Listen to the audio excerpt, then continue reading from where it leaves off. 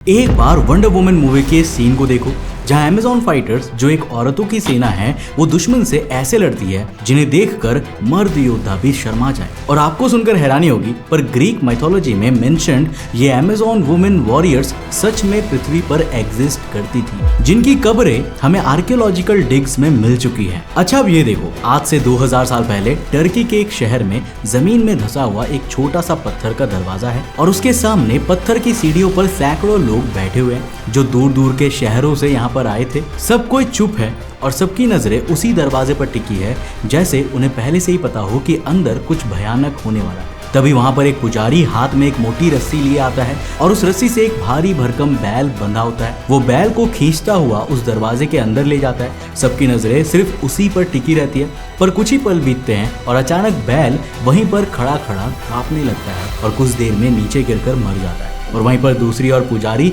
चेहरे पर मुस्कान लिए वहां से जिंदा बाहर आ जाता है। अब ये सब देखकर वहां खड़ी भीड़ के लिए इसका बस एक ही मतलब था कि ये मौत के भगवान का अपना दरवाजा है। और सबसे अजीब बात, ये कोई कहानी नहीं थी, ये सब हजारों लोगों की आंखों के सामने सच में होता था। इसके अलावा तुमने ग्रीक की वो पुरानी कहानियां तो सुनी ही होंगी, जैसे माथे पर एक अकेली आंख वाला दानव, आधा इंसान आधे जानवर वाला मॉन्स्टर और समुद्र में पूरे जहाज को निगल जाने वाली चीजें।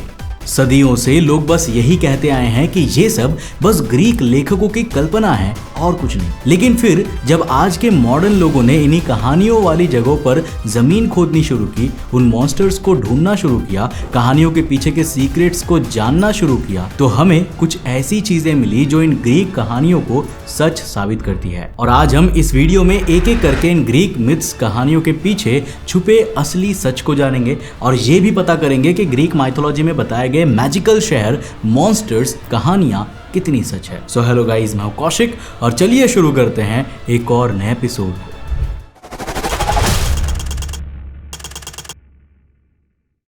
वीडियो में आगे बढ़ने से पहले दोस्तों मैं देख पा रहा हूं कि आप लोगों ने अभी तक सब्सक्राइब नहीं किया है। सब्सक्राइब करना बहुत ही आसान है, नीचे सब्सक्राइब वाला बटन उसको दबाओ और साथ में नोटिफिकेशन बेल को ऑन करो। करीब 3000 साल पहले की बात है। होमर नाम के ग्रीक कवि ने ट्रॉय नाम के शहर में हुई एक भयानक जंग की कहानी लिखी थी, जहां पर एक शहजादा दूसरे राज्य की रानी को भगाकर ले जाता है। उसके बाद रानी का पति गुस्से में अपनी पूरी फौज लेकर उस शहर पर चढ़ाई कर देता है और पूरे 10 साल जंग चलती है। ट्रॉय की जंग में ग्रीक कहानियों के मुताबिक भगवान भी लड़ाई में आए थे और जंग लड़ने में मदद की थी। पर जब कहानी में भगवान खुद इंसानों के साथ मिलकर लड़ रहे हो तो लोगों ने यही माना कि अगर भगवान काल्पनिक है तो उनके लिए लड़ा गया ट्रॉय शहर का युद्ध भी काल्पनिक ही होगा। इसी सोच की वजह से सदियों तक लोग यही मानते रहे कि ट्रॉय नाम का कोई असली शहर नहीं था। लेकिन फिर आया साल 1870। एक जर्मन व्यापारी हेनरिक स्लाइमैन, जिसे इस बात का पक्का यकीन था कि होमर झूठ नहीं बोल रहा था, इसीलिए उसने पुराने टेक्स्ट को स्टडी किया और उनमें डिस्क्राइब्ड ट्रॉय शहर की लोकेशन को आज के मॉडर्न वर्ल्ड में ढूंढा, जो उसे मिली टर्की की एक खास पहाड़ी हिसार लेक के पास। बस फिर क्या था, स्लाइमैन ने ठीक वहीं खुदाई करना शुरू कर दिया और हैरानी की बात देखो, कुछ समय बाद वहां ट्रॉय सच में मिल गया। लेकिन यहाँ पर एक अजीब बात हुई, जैसे जैसे मजदूर और गहरा खोदते गए पता चला वहां पर एक ट्रॉय नहीं बल्कि एक शहर के मलबे के ऊपर दूसरा शहर है, उसके ऊपर तीसरा, इस तरह कुल 9 परतें एक के ऊपर एक दबी हुई मिली। वजह सीधी थी, जब भी ये शहर किसी जंग में तबाह होता था बचे हुए लोग उसी मलबे पर एक नया शहर खड़ा कर देते थे। और चौंकाने वाली बात यह है कि ये 9 परतों में से ट्रॉय 7 लेयर सबसे खास थी। ये परत करीब 3000 साल पुरानी थी, यानी उसी दौर की जब ट्रॉय की मशहूर जंग हुई थी। अब इस परत की जांच करने पर आर्कियोलॉजिस्ट को जो मिला ना, वो कहानी से काफी हद तक मैच करता था। हर तरफ जला हुआ मलबा, जमीन पर बिखरी इंसानी हड्डियां और ढेरों पत्थर के गोले जिन्हें उस समय हथियार की तरह इस्तेमाल किए जाते थे। इन सब से साफ था कि शहर को किसी ने बुरी तरह जलाकर तबाह कर दिया था। हो सकता है कहानी में बताए गए भगवान असली ना हो, लेकिन जिस शहर में ट्रॉय की ये जंग लड़ी गई थी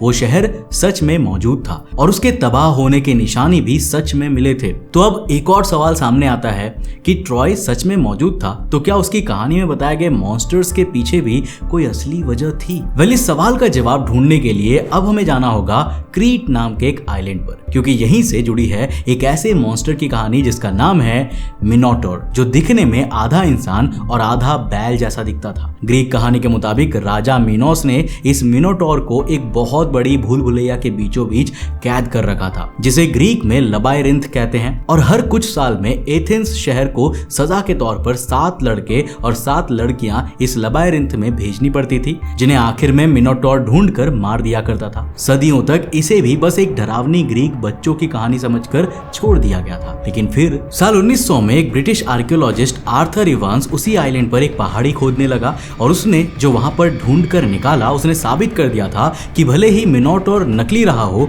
पर वो लबायरिंथ भूल भुलैया बिल्कुल असली थी, क्योंकि जमीन के नीचे से 1000 से ज्यादा कमरों वाला एक विशाल उलझा हुआ महल निकला था। उसके अंदर इतने घुमावदार गलियारे और सीढ़ियां थी कि जिसे रास्ता ना पता हो वो सच में अंदर खो सकता था। और इस महल में रहने वाले लोगों को, जिन्हें एवांस ने मिनोवांस नाम दिए, बैलों से एक अजीब सा लगाव था, क्योंकि इस महल की दीवारों पर हर तरफ बैलों की तस्वीरें थी। छतों पर पत्थर के बड़े बड़े बैल के सींग लगे हुए थे। लेकिन सबसे हैरान करने वाली चीज एक तस्वीर थी, जिसमें जवान लड़के लड़कियां एक गुस्सैल बैल के सींग पकड़कर उसकी पीठ के ऊपर से छलांग मार रहे थे। अब जरा एथेंस वाली ग्रीक कहानी याद करो, जिसमें कहा गया था कि हर कुछ साल में वहां से 7 लड़के और 7 लड़कियां क्रीट भेजे जाते थे, जिन्हें मिनोटोर के लिए बलि बताया गया था। ऐसे में जब से ये महल सच में मिला है, उसके बाद से एथेंस की वो कहानी अचानक कुछ ज्यादा ही सच लगने लगती है। तो अब तक हमने देखा कि कहानियों वाले शहर सच में थे, इवन एक मॉन्स्टर के लिए बनाए गए भूल भुलैया भी सच निकली। लेकिन उन ग्रीक कहानियों का क्या जिसमें ग्रीक गॉड्स और मॉन्स्टर्स को दिखाया गया था? क्या उसके भी कोई प्रूफ हैं? कोई आर्कियोलॉजिकल या साइंटिफिक एक्सप्लेनेशन है?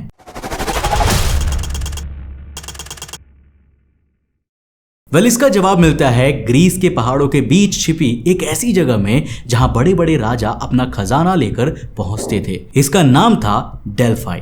इसका मेंशन भी ग्रीक टेक्स्ट में काफी बार आता है, जिसके मुताबिक यहाँ फ्यूचर बताने वाली एक औरत बैठती थी, जिसे ओरेकल कहा जाता था। वो मंदिर के सबसे अंधेरे कमरे में जमीन की एक दरार के ठीक ऊपर स्टूल पर बैठती थी। पुरानी किताबों में लिखा है कि उस दरार से एक अजीब सी गैस ऊपर उठती थी। वो औरत उसे सांस में लेती थी और फिर कांपना, चीखना शुरू कर देती थी। इसके अलावा इस रूप में वो कुछ अजीब बातें भी बोलती थी। वहां आने वाले लोगों के बारे में कुछ अजीब सी पहेलियां, जिन्हें सुनकर वहां बैठे मंदिर के पुजारी उन बातों का मतलब निकालकर लोगों को उनका भविष्य बताते थे। लंबे समय तक बड़े बड़े जानकार इस तरह की ग्रीक स्टोरीज को बकवास मानते रहे, क्योंकि जो लोग भी वो दरार और गैस ढूंढने गए थे, उन्हें कुछ भी हाथ नहीं लगा। फिर साल 1990 के दशक में आखिर में एक जियोलॉजिस्ट जेले दे बोर ग्रीस के उसी एग्जैक्ट पहाड़ी पर बने एक प्राचीन मंदिर में पहुंचा और काफी जांच पड़ताल करने के बाद एक खुदाई में उसे मंदिर के ठीक नीचे धरती में 2 बड़ी दरारें दिखी, बिल्कुल वैसी दरारें जिनका जिक्र ग्रीक टेक्स्ट में था और जहां पर वो औरत बैठती थी। जिसके बाद उसने उन दरारों को ध्यान से देखा और उसे पूरी ग्रीक स्टोरी क्लियर हो गई, क्योंकि ये ऐसी दरारें थी जिनसे जमीन के अंदर दबी गैसेस रिस कर ऊपर तक आ सकती थी। उसकी टीम ने वहां के पानी और चट्टानों की भी जांच की तो उन्हें एथिलीन नाम की एक गैस वहां पर मिली, जो अगर हल्की मात्रा में सांस के जरिए अंदर जाए तो इंसान होश में तो रहता है, पर बर्ताव अजीब हो जाता है। बेचैनी, चीख, कपकपी और बाद में कुछ याद नहीं रहता, बिल्कुल वैसा ही जैसा उस औरत के साथ होता था। यानी उस समय इन गैसेस को इनहेल करके ही ग्रीक स्टोरीज वाली वो औरत लोगों को उनके फ्यूचर की चीजें बताती थी। अब ऑफ कोर्स वो फ्यूचर की बातें कितनी सच होती थी, कितनी झूठ, ये तो साबित नहीं किया जा सकता, पर इस डिस्कवरी से ये जरूर क्लियर हो गया कि वो सब फ्यूचर प्रेडिक्शन वाली ग्रीक मिथ स्टोरी रियल थी। तो अब बात करते हैं उस दरवाजे की जहां से हमने ये कहानी शुरू की थी, यानी टर्की का वो मौत वाला दरवाजा। उस दरवाजे का नाम था प्लूटोनियन, जो ग्रीक लोगों ने मौत के भगवान प्लूटो के नाम पर रखा था, और ये टर्की के शहर हायरापोलिस में एग्जिस्ट करता है। और जब इसकी सच्चाई जानने के लिए रिसर्चर्स की एक टीम ने साल 2011 से 2013 के दौरान जाकर वहां पर स्टडी की, तो ये पता चला कि असल में हायरापोलिस धरती की एक गहरी दरार के ठीक ऊपर बसा है, जहां से ज्यादातर कार्बन डाइऑक्साइड गैस रिसती रहती है। और वो दरवाजा बड़ी चालाकी से ठीक उसी दरार के ऊपर बनाया गया था। जब वैज्ञानिकों ने उस दरवाजे के अंदर की हवा जांची तो उसमें कार्बन डाइऑक्साइड की मात्रा 86 से 91% तक निकली। जरा इसे समझो, एक इंसान को तो सिर्फ 5% कार्बन डाइऑक्साइड में ही सांस लेने में तकलीफ होने लगती है, और इतनी ज्यादा गैस तो 1 मिनट के अंदर जान ले सकती है। पर असली राज अभी बाकी है, क्योंकि अगर ये गैस बड़े बड़े बैलों को कुछ ही सेकंड्स में मार देती थी तो पुजारी हर बार जिंदा वापस कैसे आता था? तो बात इतनी सी है कि कार्बन डाइऑक्साइड हवा से भारी होती है, इसलिए ये कमरे में ऊपर तक नहीं फैलती, बल्कि नीचे फर्श पर एक इनविजिबल जहरीली झील की तरह जमा हो जाती है। वैज्ञानिकों ने नाप कर देखा, ये झील सिर्फ 1 फुट ऊंची थी, यानी जमीन से 1 फुट ऊपर तक जहर और उसके ऊपर की हवा बिल्कुल साफ। बैल 4 टांगों पर चलता है, इसलिए उसका सर हमेशा उसी 1 फुट वाली जहरीली झील के अंदर रहता है, जिससे उसके अंदर जाते ही जहर सीधा उसकी सांस में उतरने लगता था, जिससे वो चक्कर खाकर गिरकर मर जाता था। और वहीं दूसरी ओर पुजारी बिल्कुल ठीक था, क्योंकि उसका सर उस इनविजिबल जहरीली लेयर से ऊपर था, साफ हवा में था, इसीलिए उसे कुछ नहीं होता था। यानी सैकड़ों सालों तक जिसे लोग भगवान का चमत्कार समझते रहे ना, उसका पूरा राज बस इतना था कि इंसान बैल से लंबा होता है। इसके अलावा टर्की में ही थोड़ा आगे एक और जगह है जिसका जिक्र भी ग्रीक स्टोरीज में मिलता है। इसे यानाटास कहते हैं, जहां पर आज भी खुली चट्टानों की दरारों से छोटी छोटी आग की लपटें बिना रुके निकलती रहती है, बिना किसी लकड़ी या तेल के। ग्रीक लोग मानते थे कि जमीन के नीचे शिमेरा रहता है, आधा शेर आधा बकरी जैसा मॉन्स्टर, जिसकी पूंछ की जगह एक जहरीला सांप होता है। लेकिन आज की साइंस के नजरिए से इस जगह को देखें तो यहाँ चट्टानों के नीचे से एक नेचुरल गैस निकलती है जिसका नाम है मीथेन, जो हवा से मिलते ही अपने आप जलने लगती है। और यही गैस इस आग का राज है, ना कि वो आधा शेर आधा बकरी जैसा दिखने वाला मॉन्स्टर। पर ग्रीक कहानियों का सबसे मशहूर मॉन्स्टर था साइक्लोप्स, एक विशालकाय दानव जिसके माथे के बीचों बीच सिर्फ एक आंख होती थी। ग्रीक लोग कहते थे कि ये साइक्लाई और उसके आसपास के आइलैंड पर रहते हैं, पर आर्कियोलॉजिकल स्टडीज बताती है कि इन आइलैंड्स पर कभी एक खास हाथियों की प्रजाति रहती थी, जो साइज में नॉर्मल हाथियों से काफी छोटे होते थे। क्योंकि हजारों साल तक इन छोटे आइलैंड पर अकेले रहते रहते इनका शरीर सिकुड़ कर छोटा हो गया था, और ये ग्रीक लोगों के वहां बसने से बहुत पहले ही मिट चुके थे। यानी एक्चुअली ये क्या था, कैसे दिखते थे, इसके बारे में ग्रीक लोग बिल्कुल नहीं जानते थे। अब देखो, एक हाथी की खोपड़ी की कल्पना करो जिसमें से सूंड गायब है, क्योंकि सूंड मांस की बनी होती है, हड्डी में नहीं बसती। तो जो खोपड़ी बसती है वो एक इंसान के सर से लगभग 2 गुनी बड़ी होती है, और उसके ठीक बीचों बीच एक बहुत बड़ा छेद होता है जहां पर कभी सूंड जुड़ी हुई थी। हाथी की असली आंखें चेहरे के किनारों पर होती है, और खोपड़ी में इतनी छोटी, इतनी छिपी हुई कि पहली नजर में दिखते ही नहीं है। नजर सीधा उस बीच वाले बड़े छेद पर जाकर टिकती है, जो हूबहू एक अकेली बड़ी आंख के सुराख जैसा दिखता है। और जैसा मैंने बताया, ग्रीक लोगों ने अपनी जिंदगी में शायद कभी इन आइलैंड पर जिंदा हाथी देखा ही नहीं था। इसलिए जब किसी ग्रीक इंसान ने किसी अंधेरी गुफा में जमीन में गड़ी मिली ऐसे छोटे हाथी की इन खोपड़ियों को देखा, तो उसके लिए बस एक ही मतलब निकलता था कि यहाँ कभी एक आंख वाला कोई विशालकाय दानव रहता था। जिन सब के बाद अब चलते हैं एक ऐसी कहानी की तरफ जिसमें एक भेड़ की खाल सच में सोने में बदल जाती थी। इस कहानी को ग्रीक माइथोलॉजी में गोल्डन फ्लीस नाम दिया गया है। कहानी में जेसन नाम का एक लड़का खतरनाक समुद्रों को पार करके एक जादुई सोने की भेड़ की खाल ढूंढता है, और उसे वो मिल भी जाता है। पर कैसे?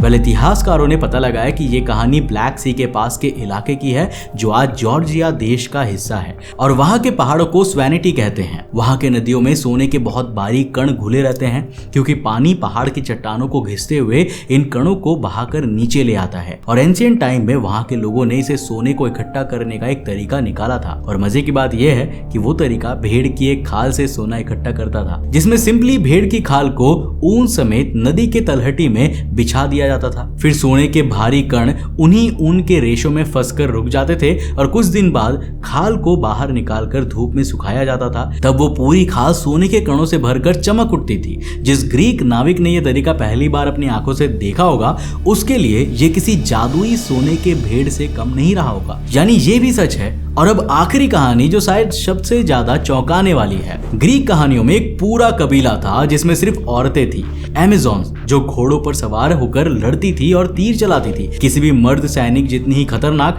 सैकड़ों साल तक इसे भी बस कल्पना मानकर छोड़ दिया गया, क्योंकि उस जमाने के लोग सोच ही नहीं पाते थे कि औरतें मर्दों की तरह जंग लड़ सकती है। फिर आर्कियोलॉजिस्ट ने ब्लैक सी और सेंट्रल एशिया के इलाकों में उन घुमंतू कबीलों की कब्रें खोदनी शुरू की, जिन्हें शाइतियान्स कहते हैं। वहां पर धनुष, तीर और तलवारों के साथ दफन कई कंकाल मिले, जिन्हें शुरुआत में सबने मर्द योद्धा मान लिया।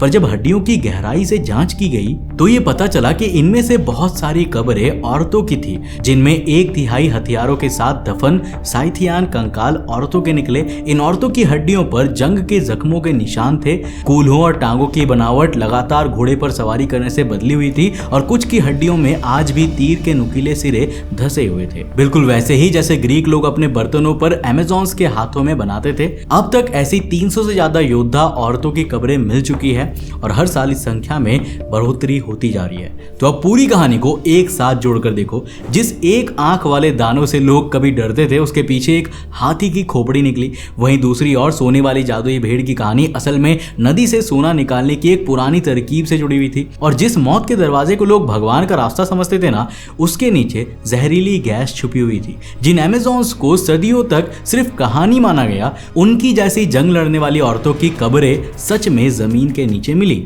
यानी इन कहानियों को पूरी तरह झूठा कहना सही नहीं होगा। पुराने ग्रीक लोग अपने आसपास की दुनिया को समझने की कोशिश कर रहे थे। उनके सामने ऐसी चीजें थी जिनका जवाब उनके पास नहीं था। उन्होंने उन रहस्यों को अपनी भाषा में समझाया, जिसमें कहीं वो भगवान बन गए, कहीं मॉन्स्टर और कहीं एक ऐसी कहानी जो पीढ़ियों तक चलती रही। तो अब जरा सोच कर देखो, अगर इतनी सारी एंशिएंट ग्रीक कहानियां जिन्हें हम सालों से झूठा मानते आए थे, एक एक करके सच निकल रही है, तो आज हम जिन कहानियों पर हंसकर कहते हैं ये तो बस बकवास है, क्या पता उनके पीछे भी कोई सच दबा हो। आपको इसके बारे में क्या लगता है और आपका फेवरेट ग्रीक गॉड कौन सा है? मुझे नीचे कमेंट सेक्शन में लिखकर जरूर बताना। अगर वीडियो पसंद आया, कुछ नया सीखने को मिला तो इस वीडियो को लाइक करने के साथ साथ अपने दोस्तों के साथ जरूर शेयर करना। अगर आप नए उस चैनल पे तो इस चैनल को सब्सक्राइब करने के साथ साथ नोटिफिकेशन बेल ऑन कर देना। और अगर आपको ये वीडियो पसंद आया ना, तो मैं आपको रेकमेंड करूंगा कि आप अगली वीडियो इसे जाकर के जरूर देखना, जिसमें हमने बात किया है कि हाल ही में जो आर्कटिक के ग्लेशियर्स पिघल रहे हैं, उसके बाद हमें कुछ ऐसे मॉन्स्टर जो कि कहानी में हुआ करते थे, उनकी एकदम जमी हुई बॉडीज मिली है, जो हमें काफी कुछ बताती है कि वो असल में कैसे दिखा करते थे, उनके फेदर कैसे होते थे और वो किस तरीके से मरे थे। पूरी कहानी बहुत इंटरेस्टिंग है, जानने के लिए इस वीडियो को जाकर देखना। मैं मिलता हूं आपको नेक्स्ट वीडियो के साथ, तब तक के लिए बाय, जय हिंद।